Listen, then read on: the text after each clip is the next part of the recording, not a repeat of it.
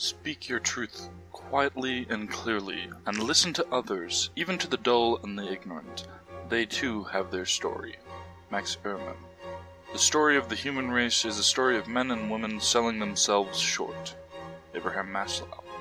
Better the rudest work that tells a story or records a fact than the richest without meaning. John Ruskin. I like it when somebody tells me a story and I actually really feel that that's become like a lost art in American cinema. Quentin Tarantino. Story, a tale, a fable, a song, a novel, a film, a joke, an epic. These are all medium of storytelling. But what is a story? Some writers will draw from their personal experience or research on factual events to create their tales. Others will create solely from their mind and fanciful speculation. But what separates out the amateur from the professional? What separates the published pages from those thrown into a wastebin? Storytelling is an art, and it is a craft. Often writers fall short on their skills artistically in how they weave words through their stories like a loom with a jamming shuttle.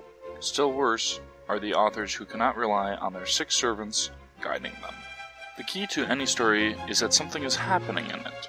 Hopefully something the audience cares enough about to read, but story is everywhere. If a man crashes his car into a light pole, it is a story. If a woman swims across a river, it is a story. If a man sleeps peacefully, it is a story. For every subject doing an action, there is a story that can be crafted, so long as one uses their 6 servants. Who, what, when, where, why, and how. Such simple things, these servants, taught in most elementary schools and drilled into the skull of every professional journalist. Without all 6, even if only an implication, the reader is left to wonder on the questions unanswered. Do the characters look like the reader, or are they grotesque monsters? Does a tale include a dance or a fight? Is the story told in the golden age of piracy, or in the years of galactic colonization? Did the woman club the man with a frying pan in her kitchen, or in his? Was a dog barking at the moon, or at an intruder?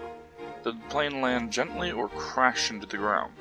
As one can see, leaving any of these 6 questions unanswered can lead to ambiguous and confusing stories.